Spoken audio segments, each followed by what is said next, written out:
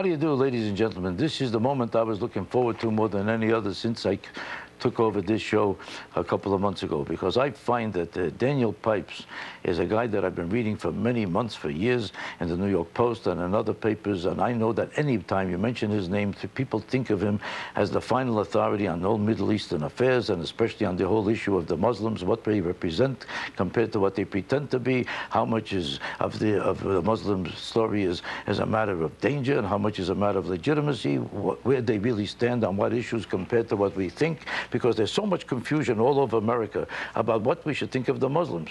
Who's legitimate among them, and how much of a threat are they really? Are we exaggerating the threat? What is the issue from every point of view? And I purposely made sure we have enough time to explore the issue in a little more depth today.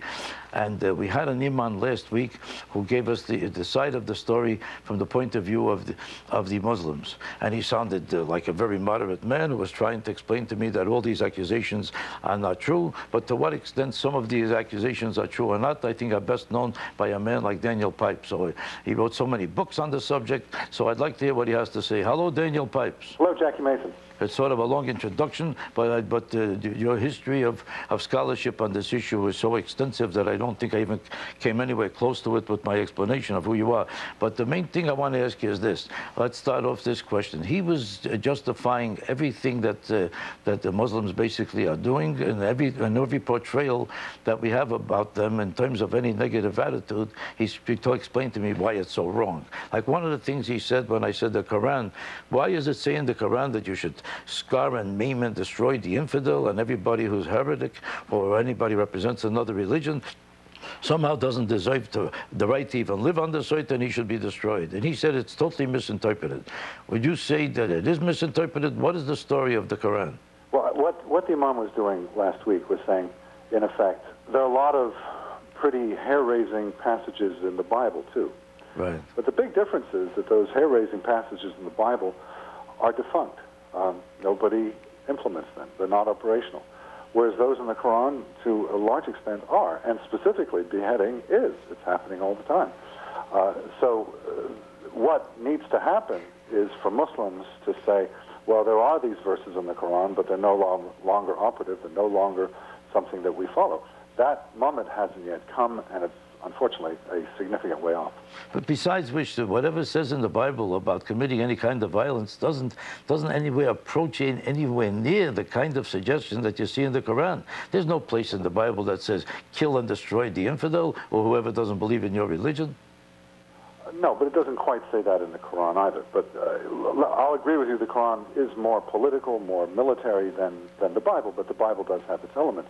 The key point is not so much to compare them, but to say time for Muslims to go beyond the literal interpretation of these Quranic passages. Let me give an example. In Christianity, in Judaism, and in Islam, one has various forms of slavery. In the course of centuries past, Jews and Christians have come to the conclusion that slavery is an abomination. They didn't come to this conclusion lightly. I mean, think of the Civil War in this country. It wasn't an easy conclusion. But Muslims have not yet come to that conclusion. There is slavery in many countries, Saudi Arabia, Sudan, Mauritania, Niger, Pakistan, and even, I documented a few weeks ago, in the United States. Saudis bring slaves to the United States.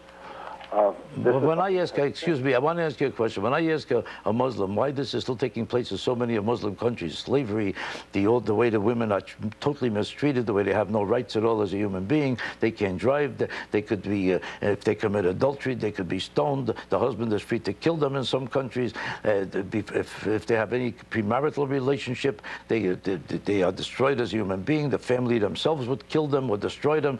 When I tell them all these things happen under the guise of the Muslim religion or in Muslim countries, they all say the same thing to me, that this is cultural. This has nothing to do with the religion itself. Now, what would you say about that? Well, I'd say that it is an apology. Yes, it lies in the religion and comes out of the religion. And indeed, one of the shocking things is to find the same kind of action and behavior now in the United States. I mentioned slavery. We have example after example of Saudis treating their servants like slaves, not allowing them out of the house. There was just an appalling example in Detroit of an older brother beating up his younger sister, breaking her back, and the parents okay with it because she had maybe been seeing a non-Muslim boy.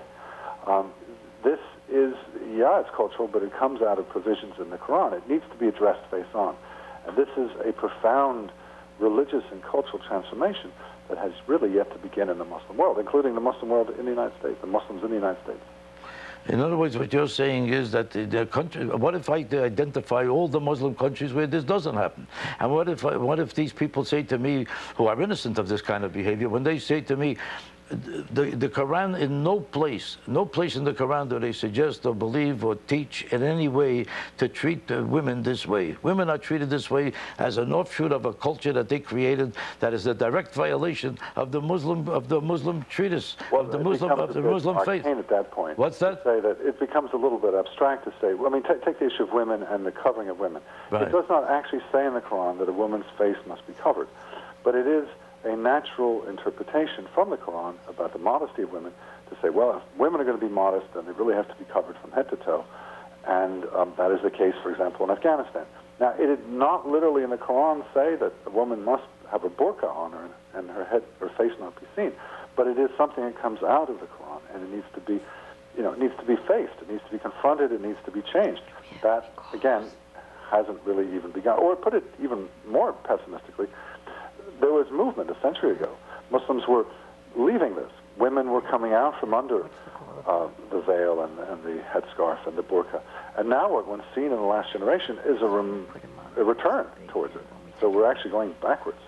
So what's your opinion? What you're trying to say is that you think in the long run the Muslims are becoming more restrictive toward women, and they're losing their democratic rights more and more, and it's becoming more autocratic and more violent towards women or towards infidels. And yeah. in other words, the Muslim religion towards the rest of the world and towards its own women is becoming worse and worse. Is that what you're saying? Well, I started studying this subject in 1969.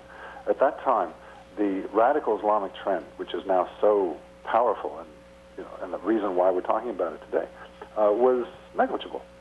And at that time still, after about a century and a half, there was a movement towards westernization, eradicating slavery. 1962, for example, the Saudi Arabian government got rid of slavery. Movement towards giving women more rights and the like. That has, in the last 36 years, been reversed, and reversed very dramatically. And now what one finds is the dominant theme in the Muslim world is a return to a more stringent, harsher version of Islam, less Western version of Islam. I'm sorry to have to interrupt you. I got your point, and we have more points to make and much more information to get out. We have to have a break now. I'm sorry. We'll be back in a moment.